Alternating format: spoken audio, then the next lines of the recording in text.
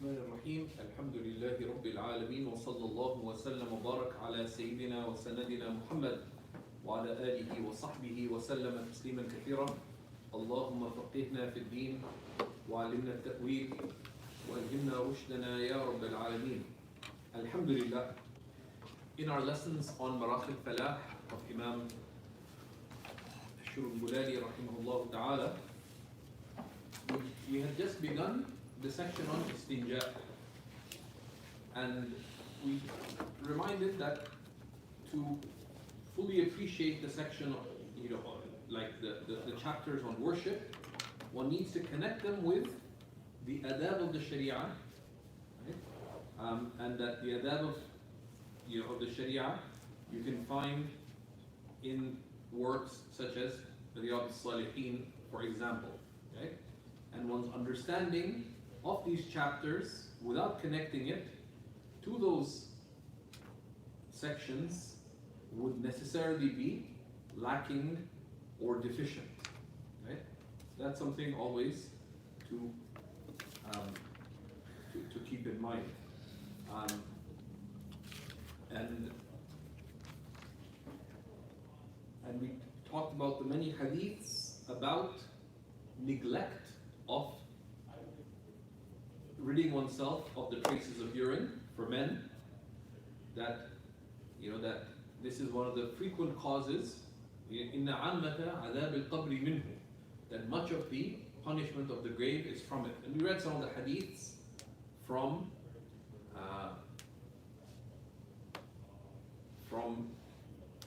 at-Targhib wa at-Tarhib of Imam al-Mundhiri regarding that, for example. And of course, caution does not entail going overboard, right?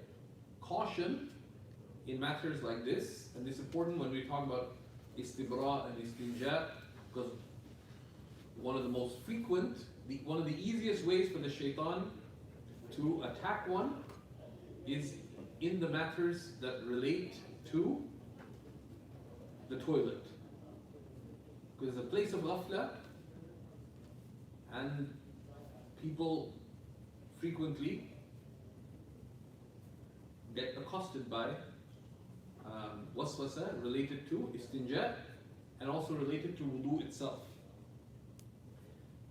Imam Zarruq says the cause of waswasa returns to two things, which is ignorance of the sunnah and lack of intelligence. Ignorance of the, but say, well, I can't do anything about lack of intelligence. I was born kind of lack of intelligence-y. Okay? But ignorance of the sunnah is that if you want to be cautious, what is cautious? What is caution? Caution is to strive to do things is to be careful to do things in the way most pleasing to Allah. What is caution? Caution is being careful to follow the prophetic example. How do we know what the prophetic example is? That's what fiqh operationalizes for us. They tell us, this is how you do things. That is, fiqh is an operationalization of the sunnah. So that's duty number one, that we learn this. If you want to be cautious, learn the sunnah. Number two, lack of intelligence. Practical intelligence is that one act on the basis of principle. Principles related to actions are known by fiqh. Right? Fiqh gives us the critical limits that one needs to know to rectify, to validate our actions, to rectify our actions, and to perfect our actions. What are the critical limits? Right? And that's what you need to be able to have caution, to know what's the right way of doing things, and then what are the principles I need to know to navigate the what-ifs that arise. So those are the two things. So learn beneficial knowledge related to the topic you have waswasa about, stick to that, don't do less than that, but don't do more than that. That's a general prescription for waswasa. In exceptional circumstances, and don't self-diagnose, the ulama often suggest, they say, الاحتياط لصاحب الوسوسة في ترك الاحتياط. Caution for the person who has waswasa is in leaving caution. So someone has problems with istinja, you tell them, okay, when you go to the toilet, get out of there in 30 seconds. Like, do the minimum and get out. Why? So that you get rid of this, because the bala of waswasa and the tribulation of waswasa is worse than the remote possibility that there could be a drop of urine. It's religious harm is greater. Someone takes ages to make wudu, say, okay, for the next few days, only do the absolute minimum wudu, or do only the fard. Like do a wudu in 30 seconds. And keep doing that, and it may feel difficult, but that, تعالج الأشياء بأضدادها. Things are treated by their opposites. And that sometimes they may do that, and sometimes even if you do it once, it breaks the waswasa. Right? And if you find yourself in a situation of difficulty, consult. That's a simple thing. إنما الشفاء العي السؤال. So let's see what Imam al-Mulali has to tell us, rahimahullah ta'ala. He says, فصل في الاستنجاء. We speak right at the beginning? Yeah, so he says, هو أي الاستنجاء طلع النجاسة بنحو الماء. It is the removal of filth with the like of water. ومثل القلع التقليل, and like removal of filth is its reduction.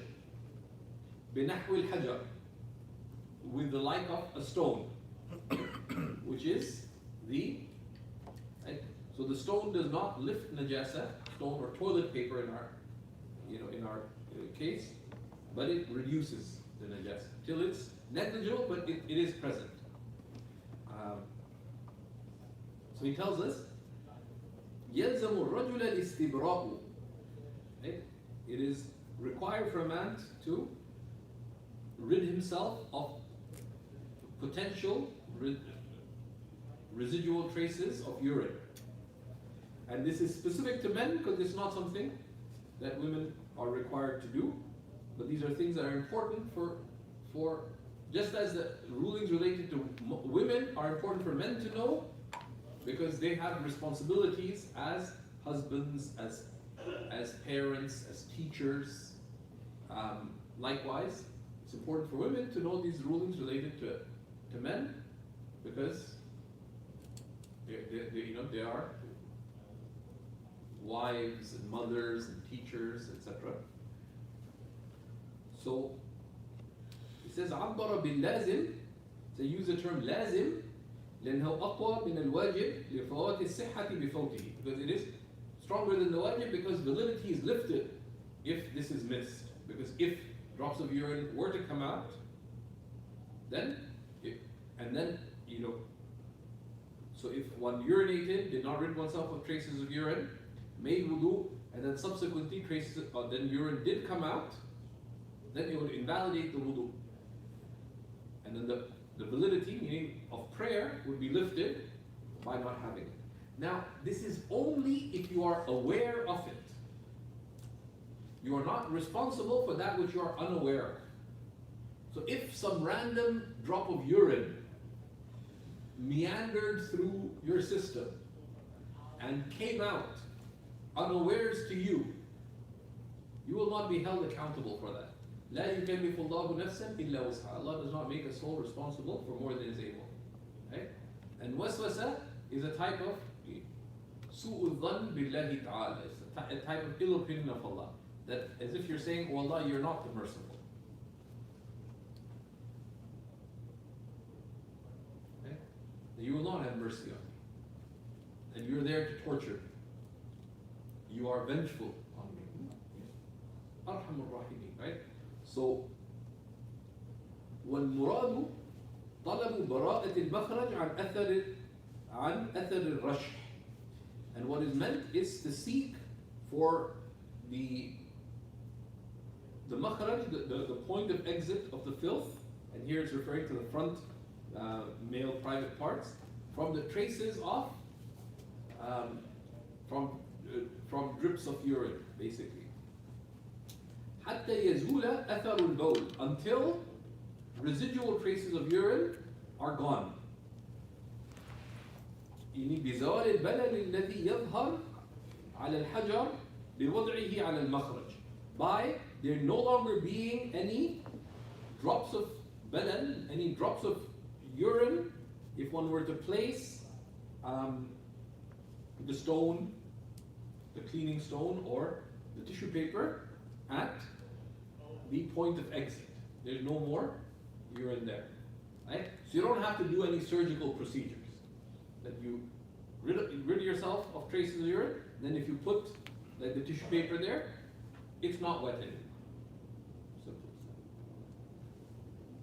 as that. Okay. وحينئذ يطمئن قلبه أي الرجل, until their heart is at rest. Right? That there's no more urine coming out. This is a normal case, right? أي الرجل ولا تحتاج المرأة إلى ذلك, and the woman does not need to do this. Okay?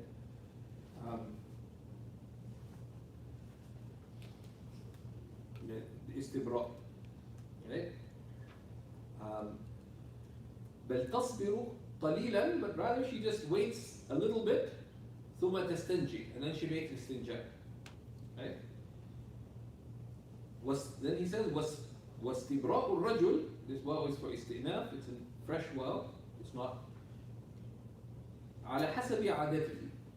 Each person's istibra', ridding oneself of traces of urine, are according to their habit. إما بالمشي, either by walking some steps, and there's no specific number mentioned, but some would just make taqdeer of it just because sometimes it helps someone a specific thing. So some ulama say walk 40 steps. Not because there's any shari'i thing for it, because sometimes you have to make it specific for people to act upon it. إما بالمشي أو التنحنح, or by coughing. أو الاتجاع, or literally lying on one side.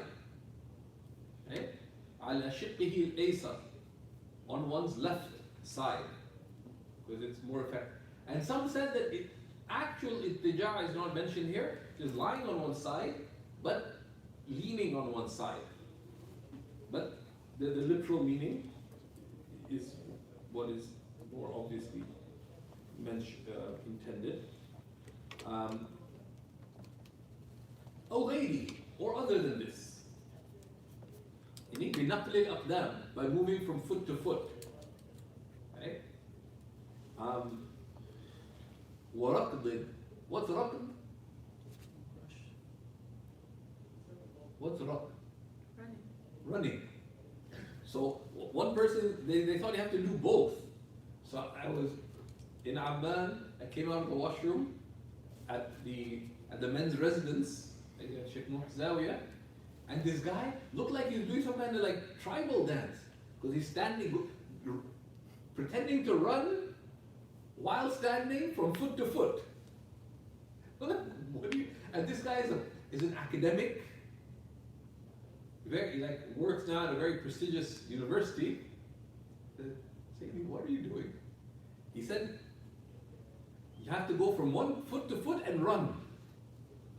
So, and then because he read that, and he heard that if any one drop appears, you have no wudu, and if you have no wudu, you have no prayer. If you have no prayer, you have no deen. If you have no deen, you belong to hell. The poor guy would do that. It's like your daily exercise. After you go to the toilet, you do that for like half an hour, up to half an hour, usually 10-15 minutes. So you actually missed Salat al-Jama'ah because you're still running in Salat. Like I came out from the toilet, made wudu, went and prayed, came back, and the guy was still, he switched from doing that to jumping, because that's another thing. Some mention waqafs, like jumping, right? And that's not, right? Yeah, none of these are specific sunnahs. The thing is to rid oneself of the traces of urine, even just by coughing, right? وَعَصْرِ ذَكَرِهِ بِرِفْقٍ, and to squeeze one's organ, but gently, right? Right? And they say it is harmful, right? Right? It is harmful to do so aggressively, and it's against the sunnah, right? على يعني لاختلاف في عادات الناس, because of the different temperaments of people, right? فلا يقيد بشيء, so it is not, there's no specific way that it is expected, right? Right? And in the normal case, once you feel that there should be no more traces of urine, then that's sufficient. Imam al-Tahtawi quotes the author of Jami' al-Mudmarat, which are the commentary on Quduri,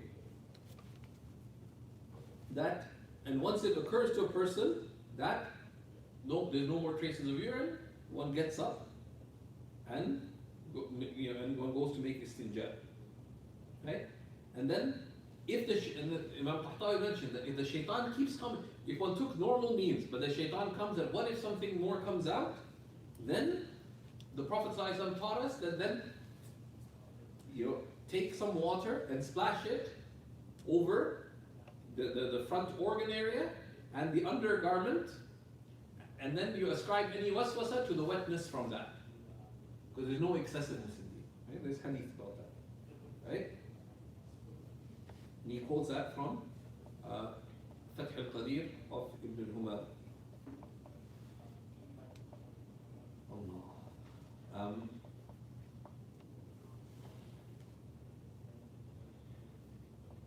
Of course, وليس من السنة النظر إلى الفرج. And this is an important thing, right? That people, right?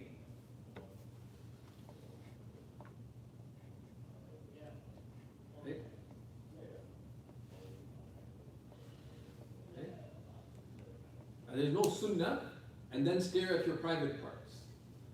You will never find that in any book. And keep staring, it's not a sunnah. Okay? But it lead to waswasa. You pour water there, oh, it's wet. No kidding, because you just poured water there. Right? There's one, a sister, she actually gave up prayer because she learned, so she would take her so long to make a sinjak, said, literally wash your private parts until they're dry. I said, if you wash them, what would you have in your private parts? Water. And how? It would require some kind of like miracle for you to pour water over an area and for it to be dry. And that's true. So what do I do? Just wash 3 times and then you're done. And then just dry yourself and get out. And that's all. She didn't believe it. Okay? But when any time something happens is important and still, that's contrary to the norm, consult. Don't keep yourself in harm. Okay? ولا يجوز أي لا يصح. It is not permitted, meaning not valid. له الشروع في الوضوء حتى يطمئن بزوال رشح البول. It is not valid nor permitted to begin the wudu until one's heart is at rest, meaning you're reasonably sure that there's no further traces of urine. Okay? لأن ظهور الرشح برأس السبيل مثل تقاطره يمنع صحة الوضوء, because urine drops appearing at the tip of one's organ are like, just like their dripping prevents the validity of wudu. Okay. So that's istibra, which is important for men. Okay. So normally after urinating, one would wait a few moments, cough or move from from one side to the other. Right? Give some time, maybe. Just rub gently 3 times. You rub, shake, dry, get up. If you any waswasa, don't stare. Take a little bit of water, sprinkle the area, get up. Okay? And move on. Right? And should not take more than that. الاستنجاء. وصفة الاستنجاء ليس إلا قسما واحدا وهو أنه سنة مؤكدة للرجال والنساء. The sifa, the description, meaning the legal description of istinja, of cleaning one's private parts, istinja, cleaning one's private parts, is that it's only got one legal ruling, which is that it is an emphasized sunnah, right? Which is what in the Dur he said it's sunnah mutlaqan, it's sunnah in all cases. And the reason he mentioned this, because some of the books of the Hanafis mention that if there's just a little bit, it's recommended. If it comes out, there's clear traces, it's sunnah. If it spreads, it's wajib. If it goes beyond the point of exit, it's fard. That classification, no. Whether there's a little or a lot, at the point of, the istinja relates to the point of exit and has one ruling, it's sunnah muakkada. That which is beyond the point of exit takes the ruling of izalatul najasa, removal of filth. A little is excused, but sunnah to remove, it's a recommended sunnah. And if it's more than the excused amount, it is obligatory to remove. So it only takes one ruling in that sense, right?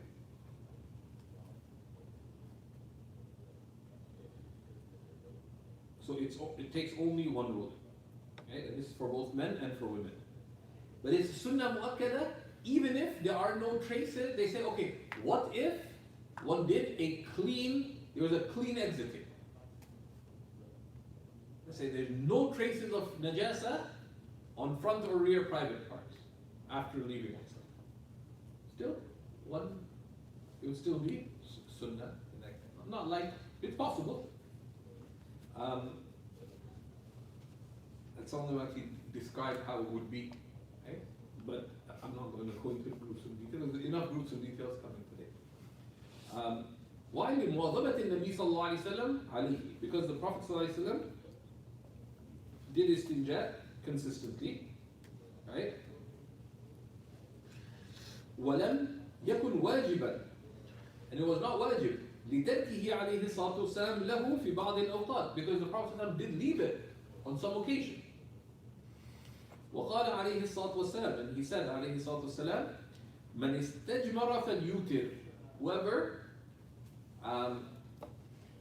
uses stones, istijmara, and they differed on what istijmar refers to.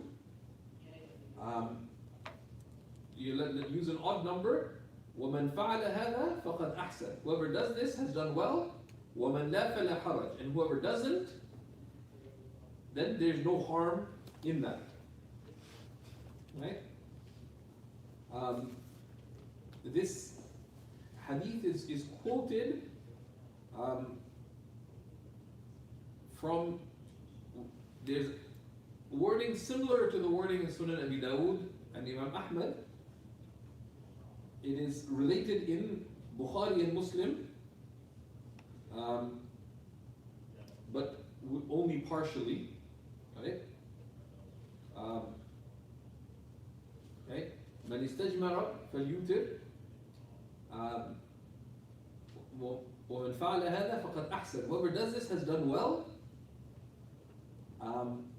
Now,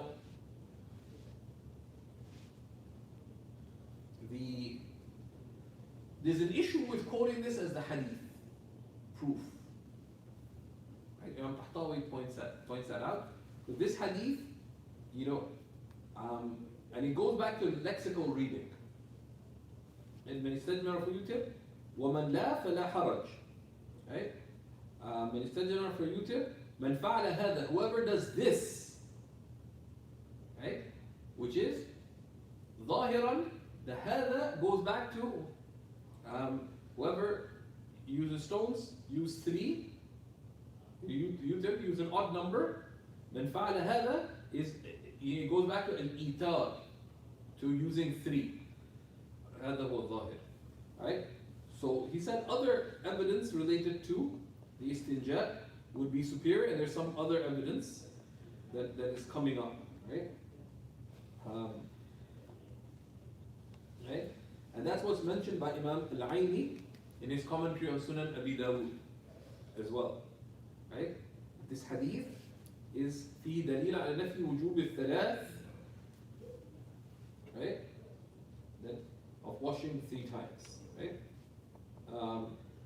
And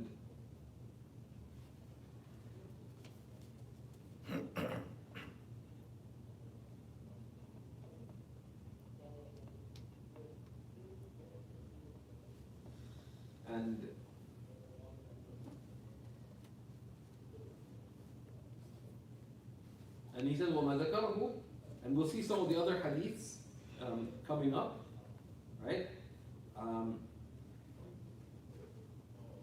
Related to this, but the fact that the Prophet did not appear to always have done it, and some of the hadiths excusing saying that there's no haraj if it were left, indicate that istinja itself is a sunnah, it's not fard. And also, what's on the point of exit is understood to be excused. That's why there's a differentiation made and an encouragement for istinja rather than a command. Right? The calls to istinja are the sigha of them, man istajmara falyutir, these kinds of things, they're all min bab al-irshad. They're all understood to be, the expressions are of guiding us to what's better. So they affirm, they are more likely to affirm sunnah, especially with nafi al-haraj, lifting haraj. So from that and a bunch of other evidence, and the books of istidlal go into it, it's understood that istinja is accepted from the general legal ruling of the obligation of removing filth except for a little amount. But the converse is also true, which is that the excused amount elsewhere in the body is understood. What is the extent of the palm of your hand? They say that is a way of expressing in day-to-day language that we don't say except fi maqam al-ta'lim, to the extent of how much filth they could be at the point of exit from one's rear. That's not something you would talk about, that how much filth is excused, the extent of what would be on your rear, right? Like, you're in the marketplace, someone comes and asks the faqih, how much filth would be excused from my body? Right? It's not something that outside maqam al-ta'lim, you would not mention something like that in respectable discourse. Right? So they said the extent of the inner palm.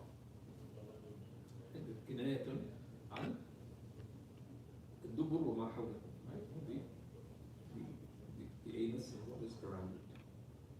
So that's what it refers to, right? وما ذكره بعضهم من تقسيمه إلى فرض وغيره فهو توسع, right? And what some have mentioned of it being, of istinja being fard or sunnah or mustahab, etc., that's being expansive. Right? Tawassu', that they're not referring to just the istinja, but istinja and related removal of filth. That takes these multiple rulings. وَإِنَّمَا قَيَّدْنَاهُ مِن نَجِسٍ, we have limited it as referring to that which is najis, لأن الريح طاهر على الصحيح, because gas that comes out is طاهر. والاستنجاء منه بدعة, and istinja from passing wind, so someone breaks, like has some gas, for them to go and do istinja from it would be a bid'ah. There's no basis in the sunnah. So why does it break wudu? Because that gas passes by where the filth passes by. But there's no actual filth coming out. وَقَوْلُنَا يَخْرُجُ مِنَ السَّبِيلَيْنِ, that from filth that comes out from the two private parts, جَرْيٌ عَلَى الْغَالِبِ. This applies to the general case. Right? This is what's called التقييد اتفاقي. التقييد, a condition, is of two types: اتفاقي and احترازي. اتفاقي is a condition that just follows the general case. Meaning, ذكر لغالب الحال. The examples of this in this day-to-day speech, right, are, if you say, if you tell, one child, be polite to your younger brother, right? It's not only be polite to your younger brother, but as for your younger sister, you don't need to be polite to her. It's a taqeed, but this is ittifaqi, because it's either a general case or that's what you're focusing on or whatever. But be polite applies more broadly. Many hadiths of the Prophet ﷺ include cases of taqeed ittifaqi, like when it said, كل المسلم على المسلم حرام. Everything of a Muslim is inviolable for a Muslim. دمه وماله وعرضه. Their life, their wealth, and their honor. Does it mean that you can kill the non-Muslim, steal their wealth, and slander them? No. It's actually understood from that hadith. يعني كل المسلم على المسلم حرام. The taqeed بالمسلم, they say this is جري على الغالب. What's understood from that of legal meaning is, because who are, generally the Muslims will be with the Muslims. That's what the khitab is directly to. If anything, it's more dangerous to wrong a non-Muslim than it's to wrong a Muslim. Because the Day of Judgment, if you wrong Sidi Hamza inshallah will come with mountains of good deeds. He says, I excuse you. But the non-Muslim doesn't come to the Day of Judgment with good deeds. What are they going to excuse you with? Unless you're fortunate that they entered Islam. That's why the fuqaha said, it's more dangerous to wrong a non-Muslim than a Muslim in this way. It's more dangerous to wrong an animal than a non-Muslim. Because a non-Muslim might become Muslim and they may excuse you. With animals, it's just qisas. You wrong them, they'll take you into account. How do you get out of that one? That's why many of the salihin would do awqaf for animals. And some of them would intend not just themselves, but رَفْعًا لِلْإِثْمَ عَنِ الْأُمَّةِ. Where there's a great tradition of awqaf, one of them was many of the righteous would have these intentions. And the intention of the righteous would sometimes be amazing. Right? Some of the righteous would marry the worst person they could find, and some of the righteous women would do that. They heard that there's a man with a terrible temper, they say, I'll marry him so that other women don't have to marry him. So to protect others from his harm, they would marry the person. And there's a book published by Sabru ala Zawjat, Patience with God. There's many true stories of ulama and righteous who did that. But this is the qayd ittifaqi, an incidental condition. Many, many examples from that in the hadith. How do we know? When we read hadith, we should check what is the meaning, what is meant by it from the books of, the accessible books of sunnah, of hadith commentary.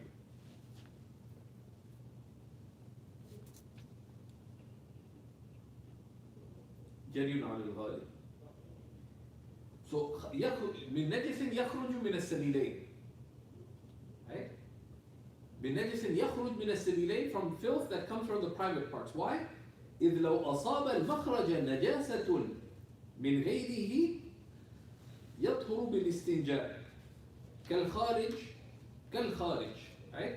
Because if the point of exit is affected by filth that comes out from other than it, so you have a nosebleed while doing istinja. So you look down and some blood falls on the makhraj. You could do istinja for that as well. Right? And there's khilaf on this. Right? The caution is to wash it. Right? The caution is to wash it, because there are two opinions in the madhab about this. Right? And there's khilaf with other madhabs as well. Okay? So I have in my, on this margin of my copy of Tahtawi, فيه قولان الأحوط الغسل. There are two opinions about this. If filth from other than the private parts gets onto the private parts, that you could do istinja with it, right? But you could do istinja with tissue paper. But can you remove filth from your body with tissue paper?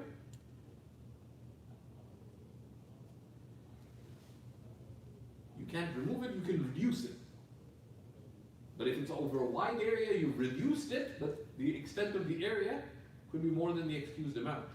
But you can't use tissue paper to remove filth from your thighs or your cheeks or whatever. But you can reduce it.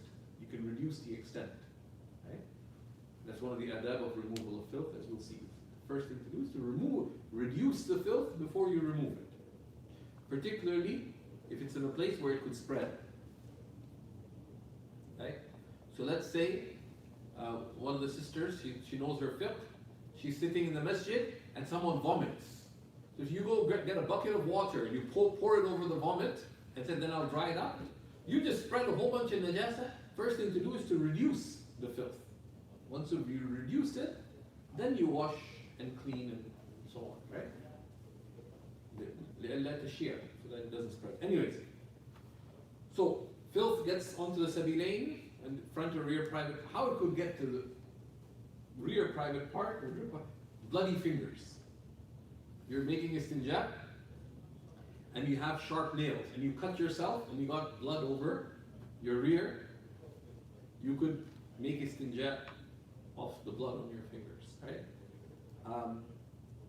وَلَوْ كَانَ قَيْحًا أَوْ دَمًا, even if it is pus or blood.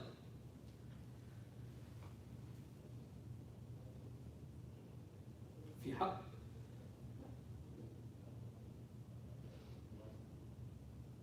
العرق وجواز الصلاة معه, with respect to the sweat and the permissibility of prayer with it. Right? And this also applies to whether it's normal filth exiting or unusual. That someone has some condition, they're getting some kind of pus coming out from right next to their front or rear private parts. Right? It's unusual. Or they're getting some kind of discolored liquid coming out from their rear or whatever. All of that can be cleaned with this.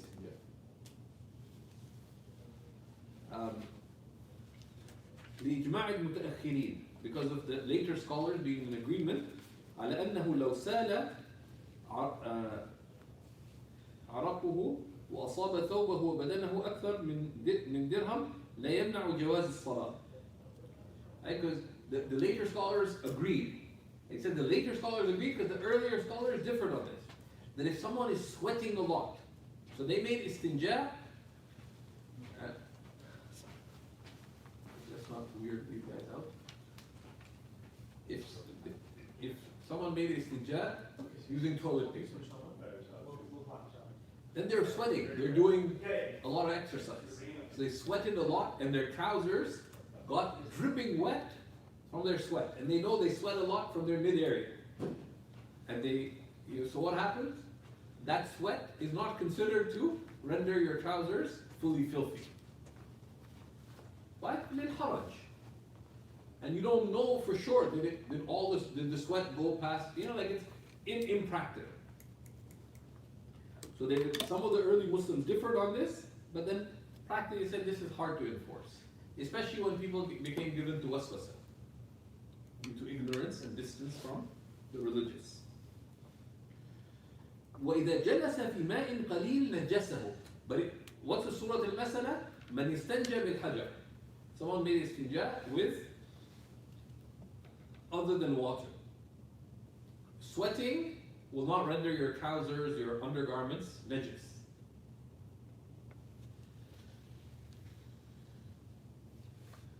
Even if you sweated a lot. Someone said, like, you don't have to ask. Like the person who's dealing with the fiqh, they don't have to say, I sweat so much, my underwear gets dripping wet. That's your problem. My problem is, what's the ruling of it, right? Right?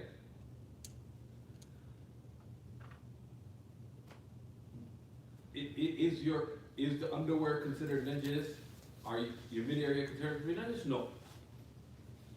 وإذا جلس في ماء قليل نجسه. But if someone does istinja with other than water, and you sit in a small body of water, it renders it najis. Right?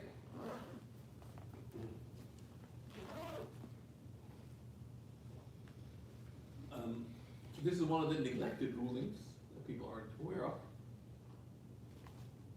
وقوله ما لم يتجاوز المخرج, as long as ما لم يتجاوز أي النجس المخرج, as long as the filth does not go beyond the point of exit. قيد لتسميته استنجاء ولكونه مسنونا. This, that it not go beyond the makhraj, the point of exit, this is a condition for it being called istinja. Istinja relates to the makhraj, where the urine or excrement comes out from, and the area immediately around it. Okay? Everything beyond that is from izalat al-najasa, removal of it. And this is where it is sunnah. Right? And here, Imam Tahtawi gives a definition of what is the makhraj. Right? يعني به المخرج وما حوله من الشرج. The sharaj is, and you can see the definition of that if you look in the commentary. But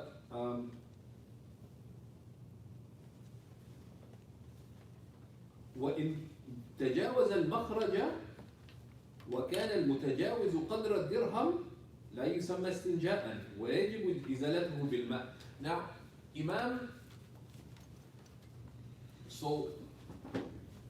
al-Shurubulani gives us, so there's what's on the makhraj, so you could diagram this, not that, a conceptual diagram, not a physical diagram. The makhraj itself,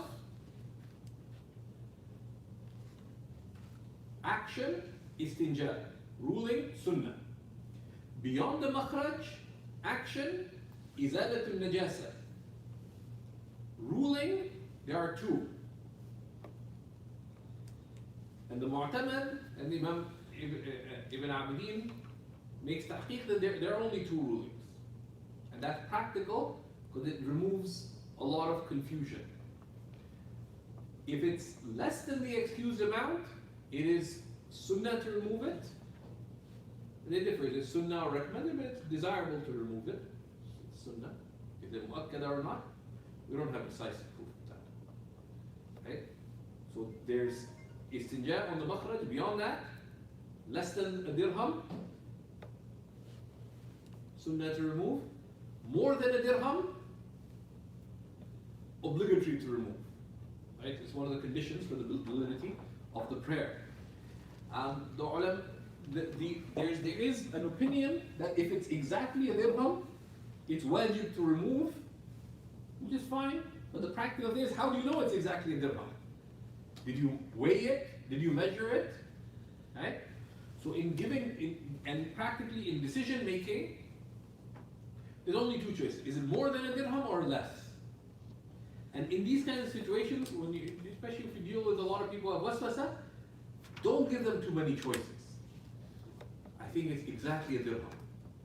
If you measure it, someone actually tried to invent like a 3-part mirror. I kid you not, people get serious waswas. So that they could, so they I don't know which side I didn't see the contraption they described it, so they could see their rear to tell how much filth there was. I said, all you have to do, reduce it, wash it, dry it, shouldn't take more than 15 seconds. Take me 15, 20 minutes.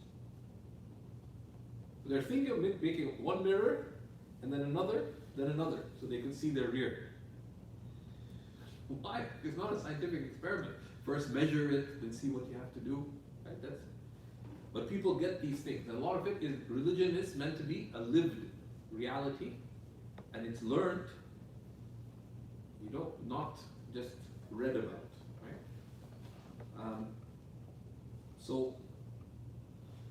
Here he gives a three-part definition, right?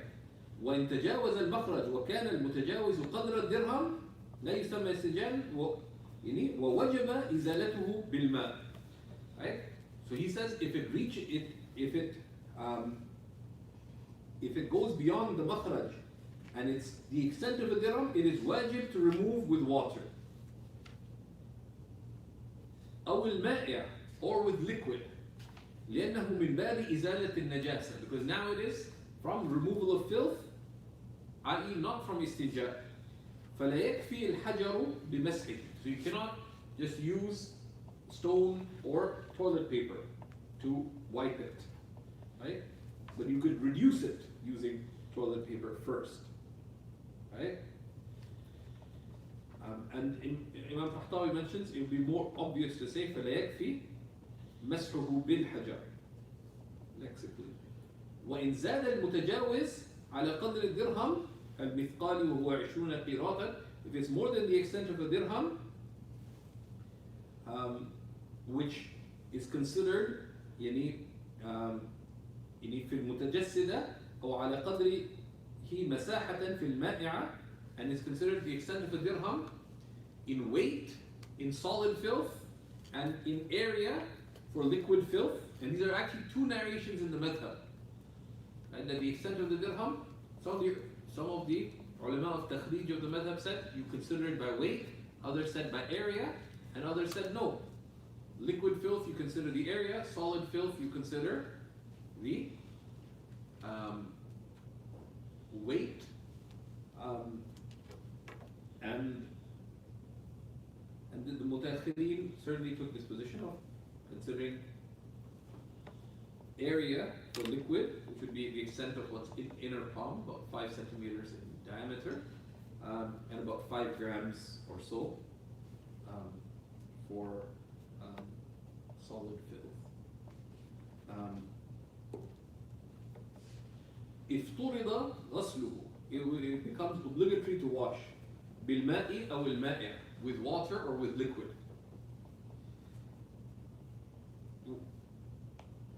So of course he mentions implicitly a third ruling. He says it's wajib to remove it if it's the extent of a dirham, obligatory to remove it if it's more than the extent of a dirham.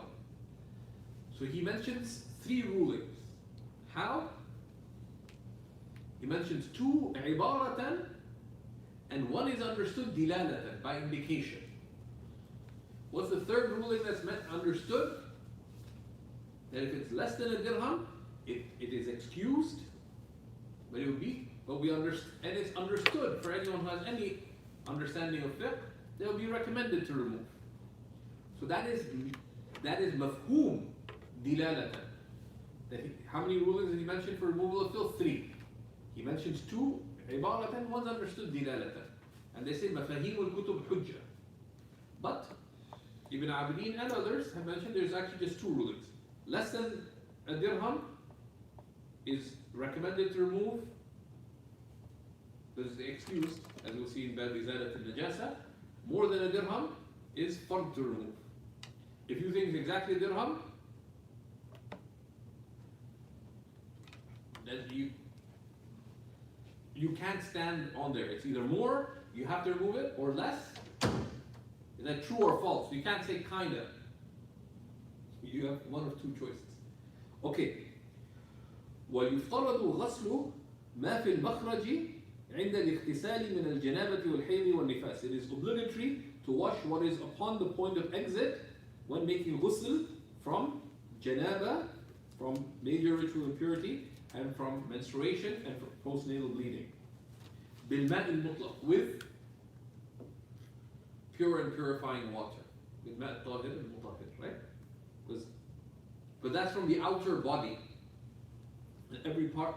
So if someone had, like they were in the desert, they were somewhere where they couldn't make istinja, but they have dried excrement on their rear, and when they do ghusl, and it got like cake solid, you would have to wash the area. Okay? Because that's part of the outer body. And these are real things. People get in all kinds of, it's a drought, all kinds of imprisonment. In some places, people would be imprisoned in the Muslim world by allegedly Muslim rulers. And they would deliberately deny them. They would tie them up so that they couldn't have access to water or anything to cleanse themselves. They have to just, relieve themselves where they were, like all kinds of things. But then, they say in some of the jails in different Muslim countries, the prisoners try to do their best. They taught each other how to pray while, in those situations, right? Can we make this a little unhappy?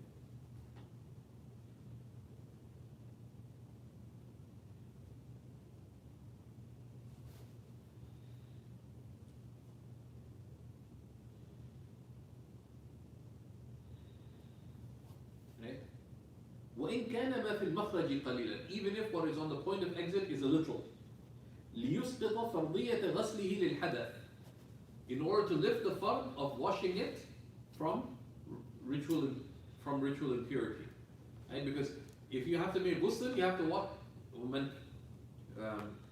وإن كنتم جنبا فطهروا, and the amr is بالاطهار, which is المبالغة في طلب الطهارة, right? We'll see in the section on اغتسال the interpretation of that verse, right? If you remind me on the class project, Sufyan had gathered the explanation of Imam Badruddin al-Aini from Umdat al-Qari. He does a relatively comprehensive tafsir of the verse of purification, and many of the meanings understood from it. One of the Maliki scholars says there's more than 800 rulings that can be understood from the 6th verse of Surah Al-Ma'idah, Ayat al-Tahara. So he said, I sat down, and just in one session he deduced 300. And he met a friend of his, also the ulama, they deduced another 200 together. Then if we sat longer, we would have been able to get the rest. It's an amazing verse. Okay, and then next he tells us how we make istinja. It says, وَيُسَنُّ أَنْ يَسْتَنْجَ بِحَجَرٍ مُلْقٍ بأن لا يكون خشنا كالآجر ولا أملس كالعقيق لأن الإنقاء هو المقصود. Right? It's sunnah to make istinja with a stone that would clean. And a stone, we can say, with an object that will clean. Okay? بحجر منقٍ ولا يكون إلا بالنقي ونحوه. Right? With a stone that cleans, or the like of it, of anything that removes the najasa without spreading the filth, without harm, and without waste. There's 4 primary considerations, right? It's he tells us min kulli tahir, with anything pure, muzil, that removes the filth, bila darar, without harm, walaysa mutaqawwiman, and it's not valuable. ولا محترما. متقوما is أي ما له قيمة. Right? So this is a principle from fiqh al-mu'amalat. Al-mal, an item of value, is called mal. المالية تثبت بالتمول. تمول الناس كلهم أو بعضهم. An item of value, of material value, is that which people assign a value to. They would pay for it. Okay? وما أبيح الانتفاع منه شرعا فمتقوم. And that which is permitted to benefit from in the Sharia is considered, it's called مال متقوم. So المتقوم هو يعني المال الذي أبيح الانتفاع منه شرعا. It's an item of value. So is wine an item of value? Yes. Wine is mal. لتمول الناس. If people ascribe a material value to it, they would buy it, they would sell it, they would store it. 3 signs of something having value. But it's مال لكنه غير متقوم. But it's not متقوم لعدم لعدم حل الانتفاع به. It was not permitted to benefit from شرعا, which is why non-Muslims are allowed to sell it. Non-Muslims, their trading in anything of they deem of value is deemed valid with respect to them. And that comes up in fiqh al-mu'amalat. Anyway, that's al-mutaqawwi. ليس متقوم. It's not an item of recognized value. ولا محترما, nor respected. Respected, that would include food, right? Would include food. Would include, and we'll see the different implications of that, right? بلا ضرر, right? So initially when toilet paper came out in the Muslim world, the fuqaha's first reaction was, this is not good. Why? Because one, it has material value. You buy it. That's a problem. What are other problems with toilet paper? It's paper. It's paper. نون والقلم وما يسطرون. And the qalam and وما يسطرون is both the kitaba and what's maktub. The kitaba and what's maktub عليه. And waraq is something of great value. الكرخي who said والله ما نلنا هذا العلم إلا بالتعظيم فوالله ما أخذت الكاغد قط إلا على طهارة. That by Allah we did not attain this knowledge except through deep respect, through ta'zim. That by Allah I never touched al-kaghid, which is actually Farisi mu'arrab from Faraz, right? Al-kaghid, and you get a kaghid or kaghad. There's a lugha also kaghaz, but that's ثقيل عربية. والله ما أخذت الكاغد. I never touched blank paper. Forget books of religion or anything. إلا عن طهارة.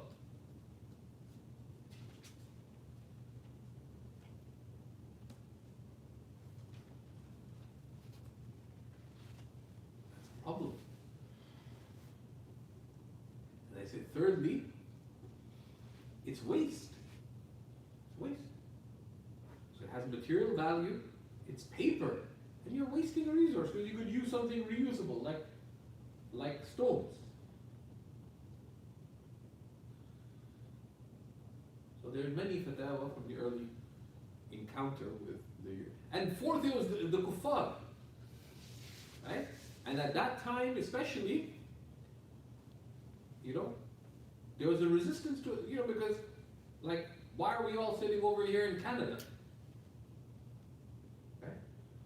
Because there's people that came to the Muslim lands, messed things up, and then people had to leave, needed to leave, wanted to leave, you know? And that's why we're speaking in English, right? Otherwise, which scorpion bit us, right? But things happened. So there was a hostility to anything coming from these guys. Okay? But when the dust settled, it was practical. So they said, okay,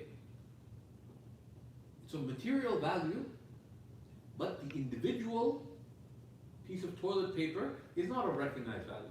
If you try to do the accounting, if you guys can do it, just estimate how much toilet paper is there in one roll. How much does one roll of toilet paper cost? If one were to use 3 pieces of toilet paper, right, to do istinja, be generous. How much would the cost of 3 little squares be? It's not a recognized material value in that sense, right?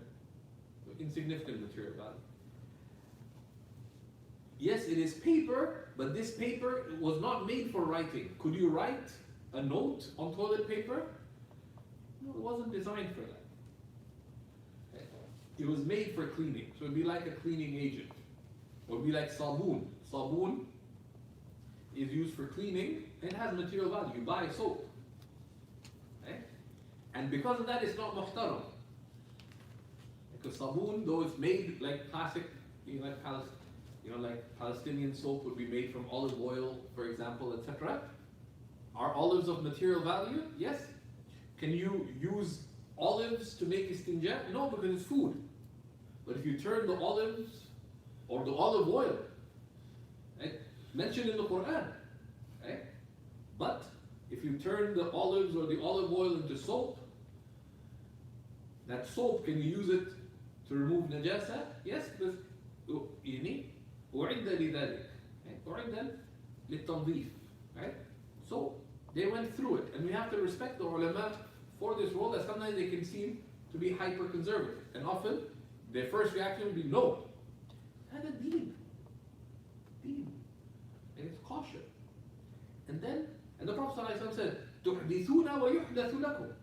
You do things and then you do new things and new rulings come for you. Both in the time of the Prophet ﷺ and after as well. While the ideal would be that you wouldn't do anything new until you found the ruling, but practically people are going to do what people are going to do. Which is why, had there been no buffet lunches, if you went to Hafiz, to Faqih Zain and said, Mawlana, what's the ruling of a buffet lunch? They say, haram. It's be'er al-majhul. It's selling something that's unknown. Then everyone started doing buffet lunches at some point in history. And what's the ruling of buffet lunches now? Permissible. After the fact, like what are we going to do? Make things hard for people? And the harm isn't quite as much. That is just the nature of human action. Anyways, so anything would do it. Now, anything that removes filth. Now, let's say Hamza is a brilliant scientist. So he discovers a istinja zapper. Right? There's this thing, you can take left hand and using some kind of rays, it just vaporizes all the najasa. But it sucks it up too because the vapor doesn't spread. At the end of it, there's no najasa visible. What happens? المقصود هو إنقاء المحل. And this is something very important that relates to the removal of filth in general. The removal of filth, المقصود منه لأن الإنقاء وإزالة النجاسة هو المقصود. What is sought in removal of filth is ذهاب عين النجاسة. Is for the body of the filth to go. إذا ذهبت العين فلا يحكم بوجود حكم النجاسة. Okay? The وجود النجاسة is a حكم حسي, not a معنى شرعي. Right? The presence of filth is a tangible thing. If you can see the filth is there, if it's no traces of the filth, it's not there. Outward. As opposed to حدث. حدث is a معنى شرعي, لا حسي. You pass gas, now suddenly you are enveloped in a legal meaning called الحدث الأصغر.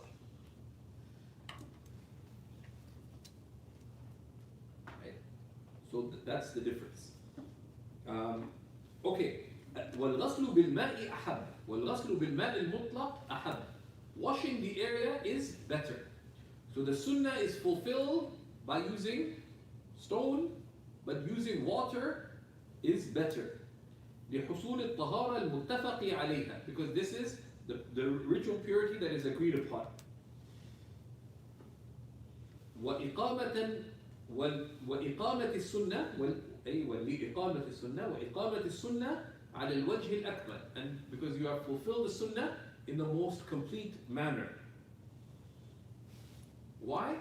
لأن الحجر مقلل, because the stone or toilet paper reduces filth.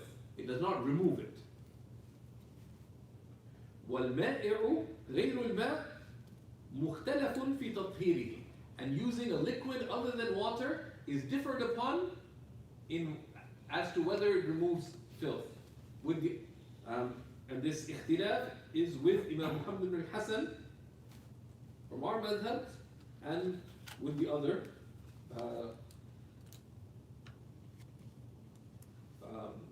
madhab.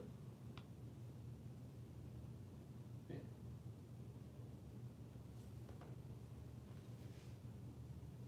And ahab meaning afdal, there's greater reward in it.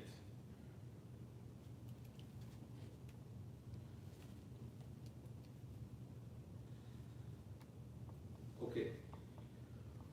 So that's أحب. والأفضل في كل زمان الجمع بين استعمال الماء والحجر مرتبا. And what's better in all times is to do both, to use water and stone in order. Of course, there's لف ونشر غير مرتب here. And it's ironically it says مرتب فيمسح ثم يغسل. Okay? And this is because the matan and the sharh were not written at the same time.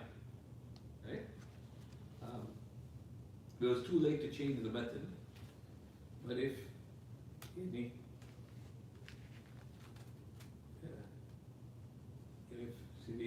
Zayn did his revision of Nur al-Idah, call it Zayn al-Falah في اختصار Nur al-Idah, right? You would probably want to put بين الحجر والماء. Right? We just put it the other way around, right? فيمسح ثم يغسل. So you would wipe then wash. Now when he says والأفضل في كل زمان, because some of the fuqaha said that in the first generations it was only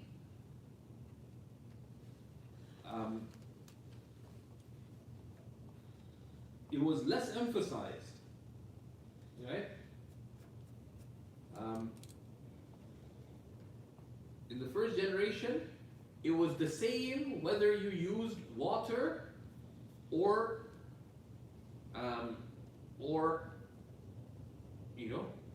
or stone or like toilet paper. Why? They said because they didn't eat much, so they only defecated a little, and it was more dry. كانوا يعبرون. Says, but then after the time of the Salaf, people would eat a lot more, so their excrement would be bigger and wetter. So then you needed to reduce it with a solid and wash it as well. And but they said no. that as true as that may be in some cases and not the others and so on, but the dalil itself indicates that there's three levels. The minimum is you use stone or toilet paper. Does that fulfill the sunnah? Does that fulfill the sunnah? Just using toilet paper? Fully. There's no karaha whatsoever. You fulfill the sunnah. If someone believes it doesn't fulfill the sunnah, don't use water until you get it out of your head. Right? Number one, fulfills the sunnah. Better than that is, the lowest level is to use only stone. Better than that is to use only water. The optimum sunnah is to use al-jam'u baynahuma. Wipe, then wash.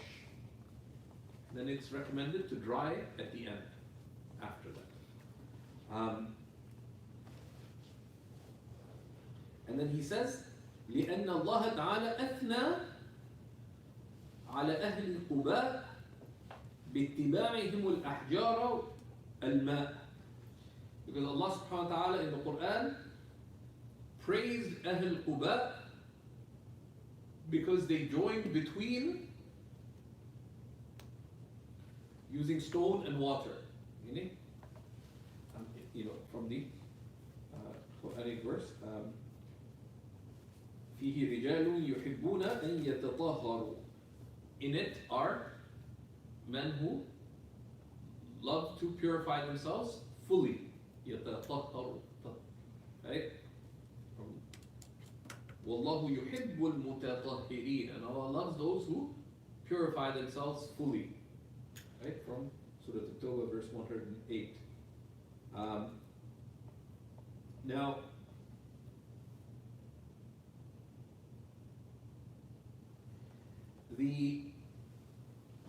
Allahumma salli ala Sayyidina Muhammad.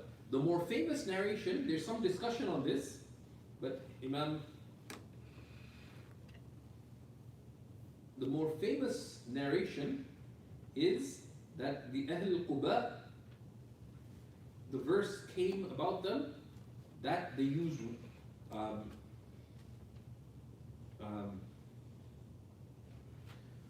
there's a narration that فيه رجال يحبون يتطهروا قال رسول الله صلى الله عليه وسلم يا معشر الأنصار. He asked the Ansar, إن الله قد أثنى عليكم في الطهور, that Allah has praised you for your purification. فما طهوركم? What is your purification? Asked the Prophet صلى الله عليه وسلم to the Ansar, Ahl Quba. Right? قالوا نتوضأ للصلاة ونغتسل من الجنابة. So we make wudu for prayer, and we make ghusl from janaba, ونستنجي بالماء, and we make istinja with water. قال عليه الصلاة والسلام هو ذاكم فعليكموه. That's what Allah revealed His praise regarding you about. So فعليكموه. So hold on to that. Right? This is sound. Right? But this narration does not mention joining between water and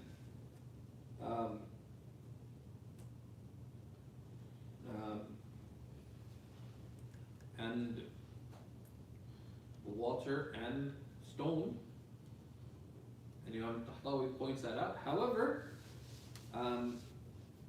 there are other narrations besides the one Imam Tahtawi quoted.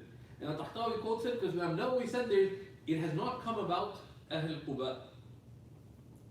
But Imam al-Zabidi, rahimahullah, in his commentary on the Ihya, he mentions that the mention of Ahl Quba has come in both Abu Dawood and Tirmidhi from the hadith of Abu Hurairah.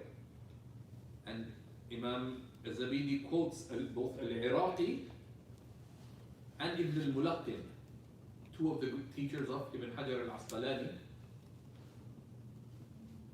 He had three teachers died here, one after the other. Al-Iraqi, Ibn al-Mulaqqin, and al-Bulqini, they died 803, 804, 805. And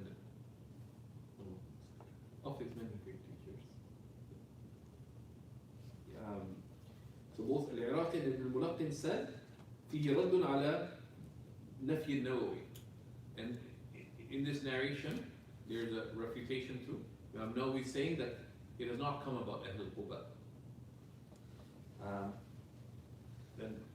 But there's discussion on the point, right? And there's other texts as well that establish the superiority of joining between the two. فَكَانَ الْجَمْعُ سُنَّةً.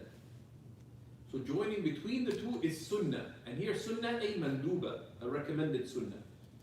Right? Meaning there's greater reward in it. Right? على الإطلاق في كل زمان.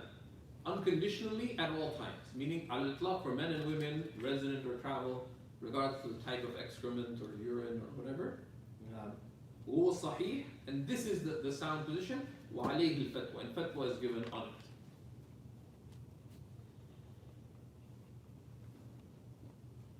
ويجوز أن يصح أن يقتصر على الماء. It is permitted that one only use water فقط.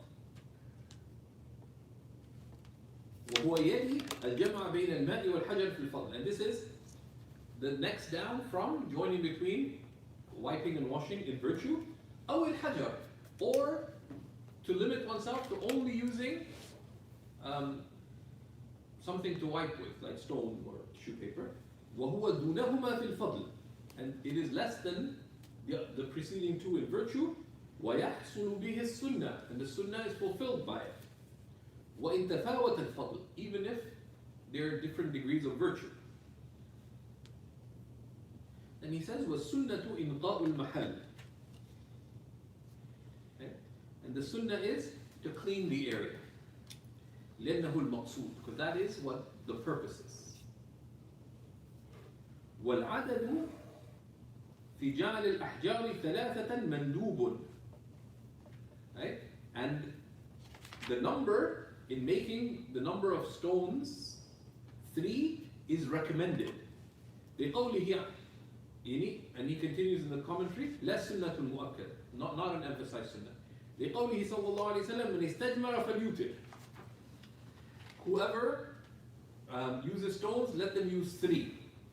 Now, of course, the evidence is not there, right? The evidence comes in what he mentions after that, right? Right? So the Prophet encouraged using 3, but it's a command. But one of the indicators, a conditional statement like this: whoever does this,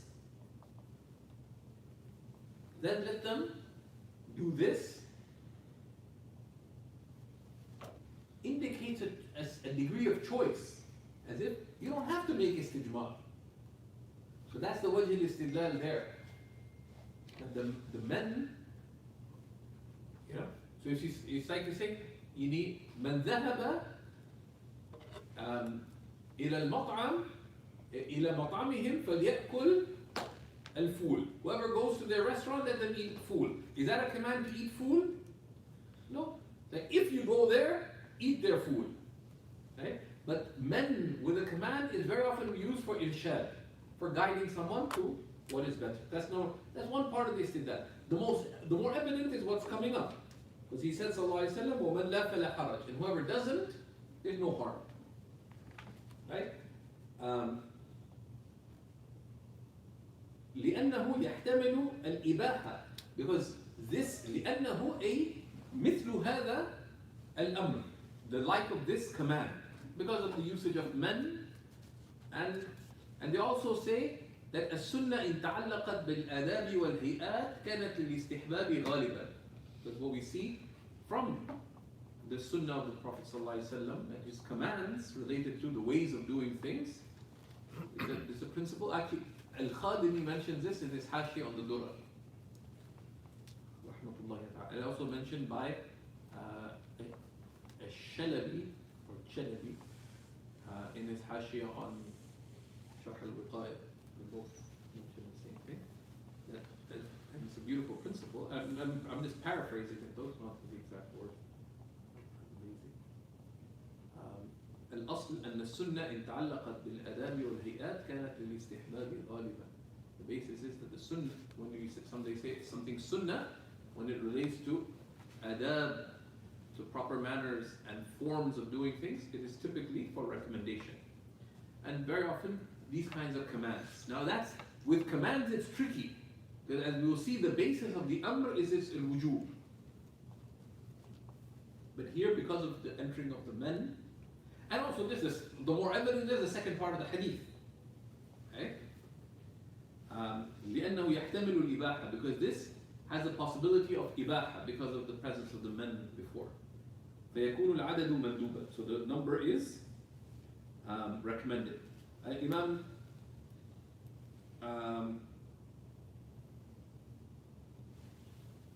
al-Tahtawi didn't like this reasoning, but the tawjih could be made in the way described, so you may want to note that. لا سنة مؤكدة, it's not an emphasized sunnah. Using 3 is not an emphasized sunnah.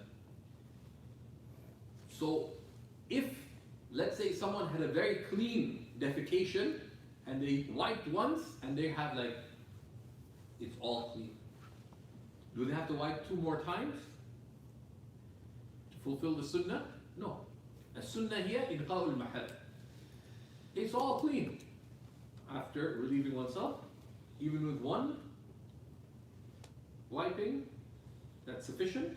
Beyond that is, but to wipe twice more would be recommended. And the recommended is not like, it's the right thing to do. Right?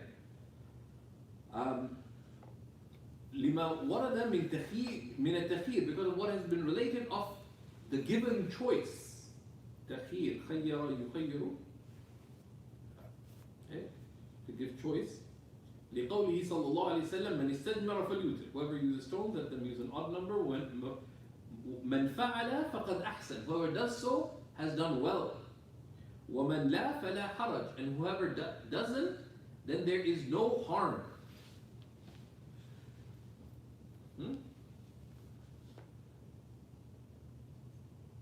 Right? That's like the hadith of wudu and ghusl. Right? Which is one of the grammatical hadiths. Okay? And it's used for to prove that ni'mah is a fi'l. Right? For about Jum'ah, it says ومن توضأ فنعمت هي.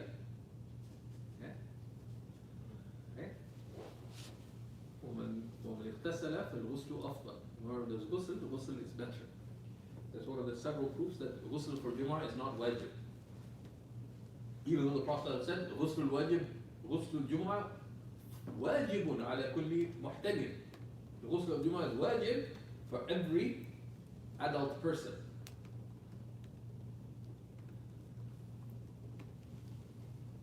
Because if it was wajib, then you wouldn't say فَبِهَا وَنِعْمَتْ. فَبِهَا وَنِعْمَتْ. فَبِهَا وَنِعْمَتْ. Then they did it وَنِعْمَتْ. وَنِعْمَتْ.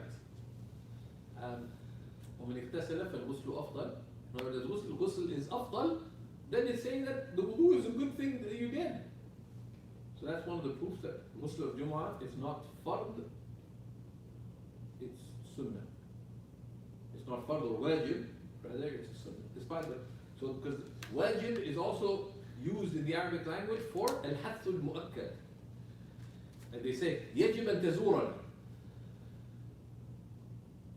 Of course, especially Syrians go ballistic if you don't observe social manners, but in general, it's not wajib.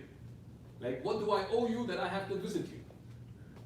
And what Syrians drive me crazy because they have all kinds of social expectations. Jordanians have zero social expectations. They're like desert people, right? Leave me alone, right? They're much easier to deal with. Syria is very special. They have really high akhlaq. But the straightforwardness, anyways. فيستنجي, so he says, فإنه محكم في التخيير. This hadith is decisive. محكم is decisive in giving choice. Right? Right?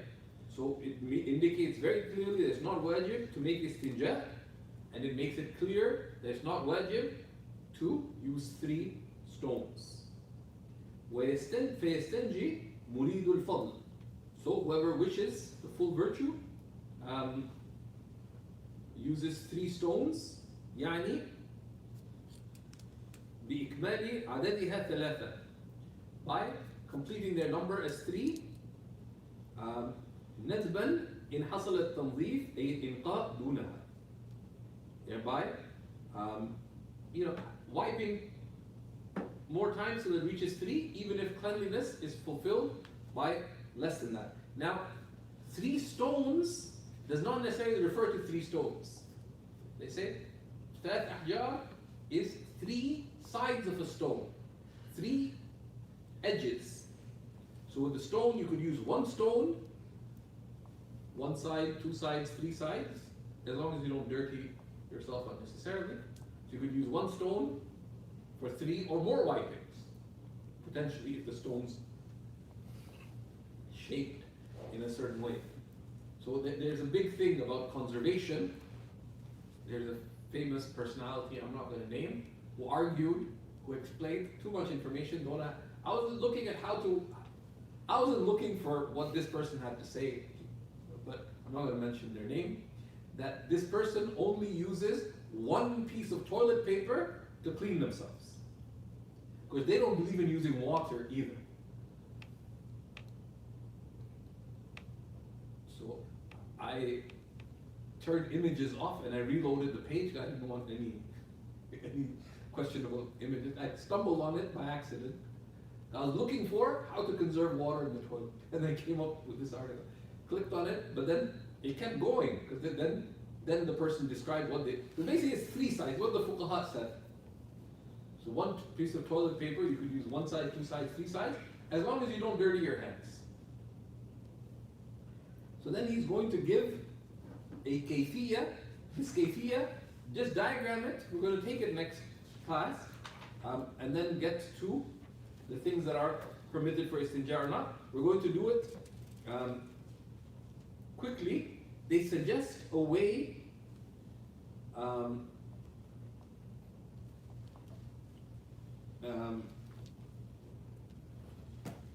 and why does Imam Shuru? This is not sunnah, and it's not specifically recommended. لا يختص بهيئة خاصة, but this is an effective way. One does istinja in a manner in which one does that there's تنظيف من غير إشاعة النجاسة. One cleans without spreading the filth.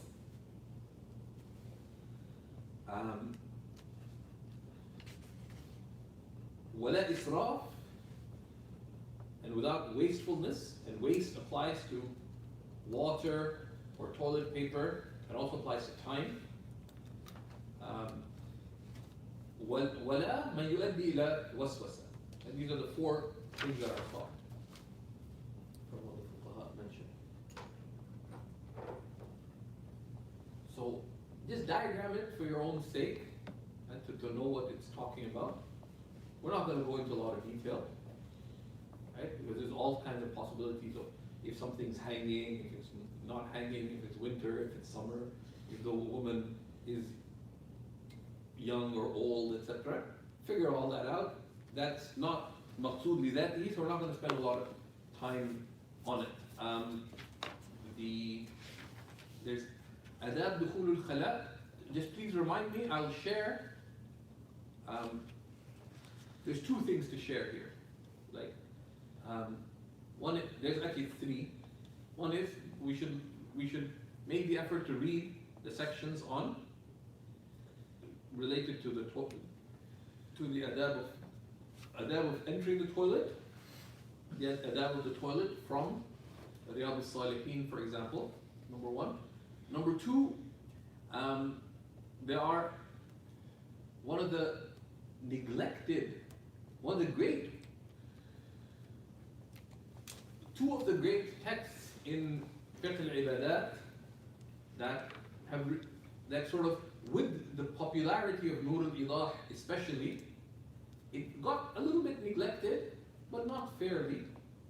is number one is the Muqaddimah of Abu Layth al-Samarqandi. And Abu Layth al-Samarqandi was one of the great Hanafis. Al-Faqih Abu Layth. He's of course the author of a great tafsir of the Quran, that interestingly quoted frequently by Qadi Iyad. Now, Abu Layth al-Samarqandi is called Samarqandi because he's really from Samarqand. Qadi Iyad is from the western lands of Islam, and he's quoting that. That's sort of the internationality of the Ummah, right? In the early centuries, right? Abu Layth al-Samarqandi also wrote some great books in Wa'z, Bustan al-Arifin, and Tanbih al-Ghafilin. Those are one of the great Hanafi. And many other.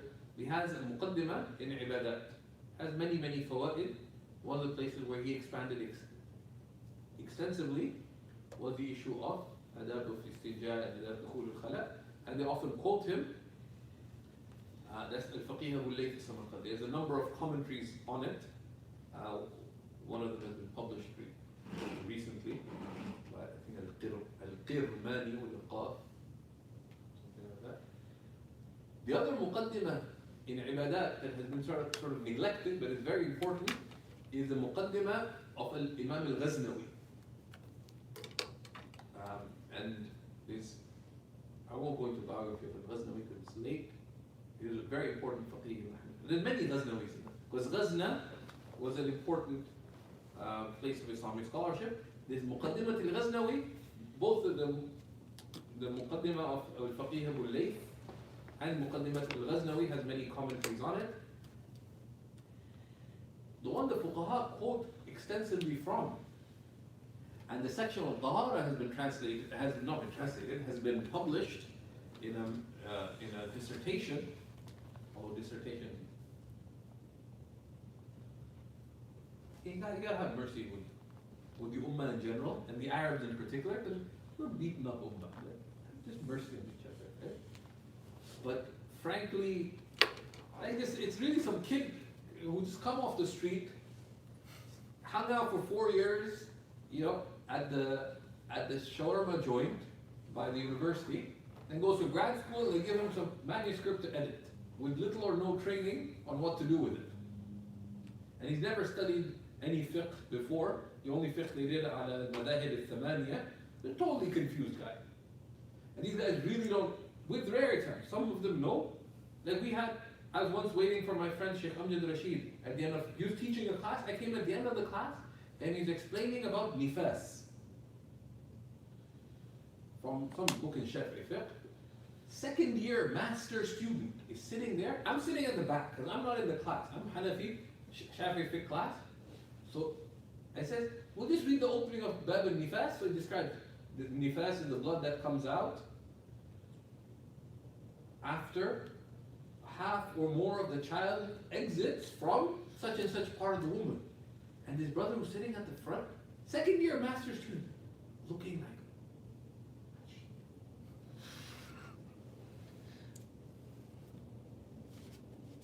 and I'm sitting right at the back, so I'm wondering, like, why is he staring? He's shaking his head. They're not even looking at the book, right? Ajib. And he kept muttering Ajib. So Sheikh Amjad stopped and said, so, Lish Mustaghlib. Said, why do you find it strange? You don't really believe that the stork comes with the baby, right? He said, not even the mousehole could come out from there. So, second year master student in fiqh did not know where a child comes out from. How much do you think he studied Bab al-Hayr? And this person would now be in second year of editing some manuscript.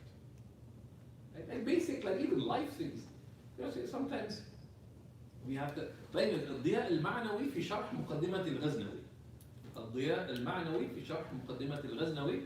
There's beautiful PDF of the manuscript hanging around. Now, of course, I'm pointing you to these things. Don't read these things. There's many things to read, but one should make a raf'a al-himma.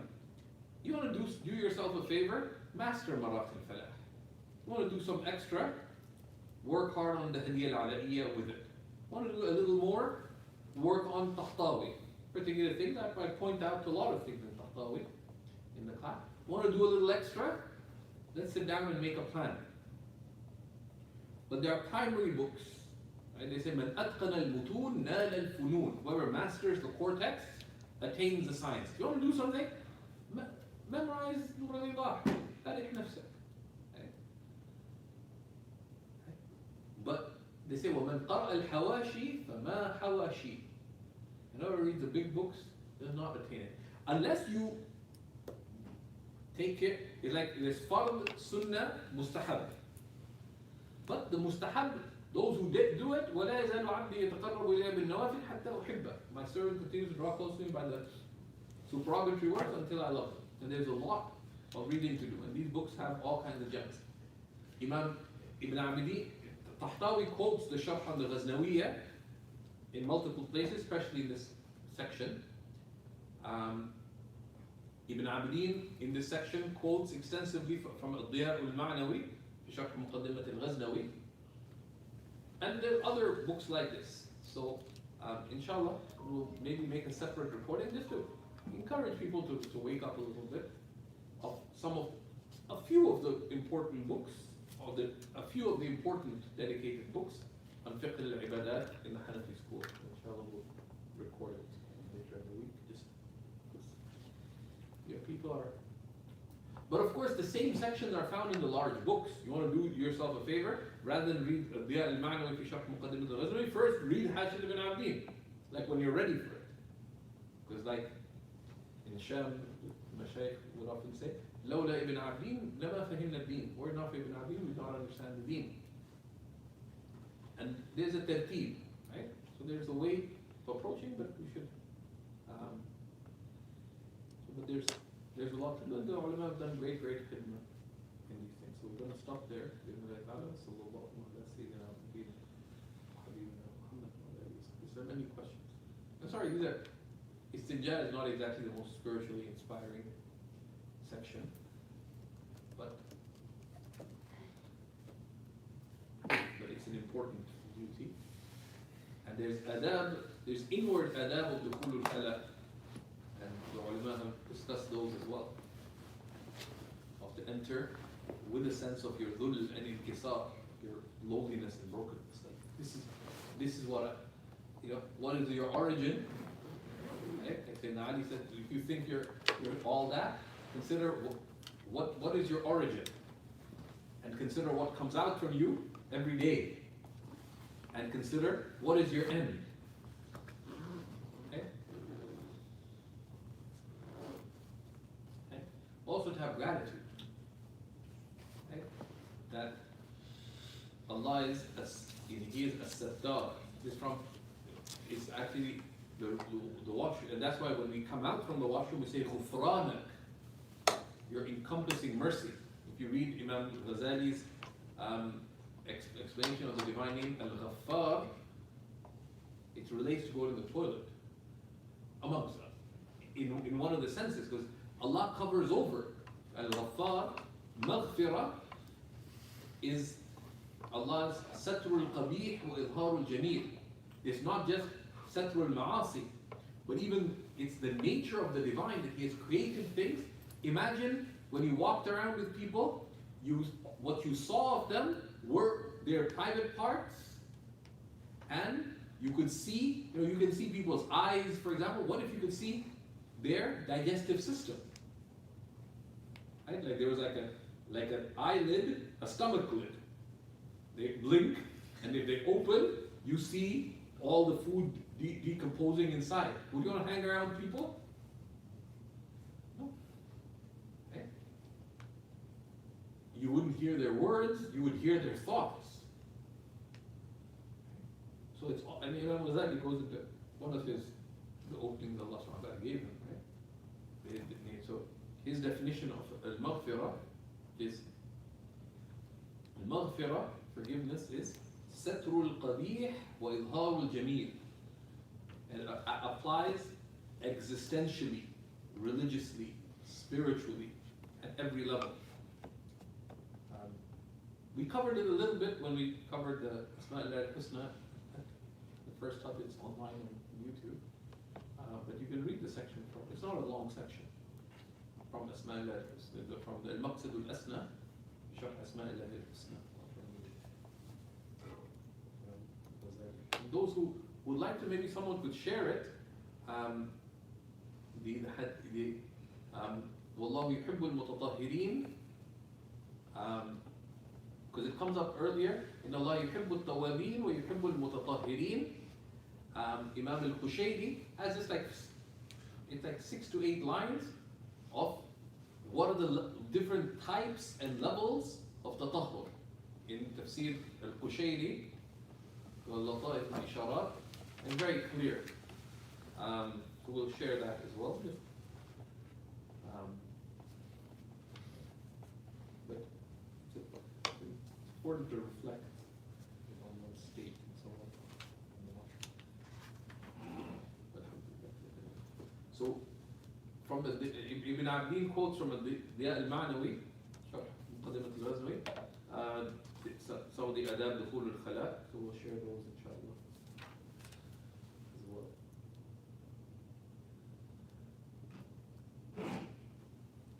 The things that were usually shared, where are they shared? I asked for them to be shared, but I don't know if they are actually being shared. Yeah.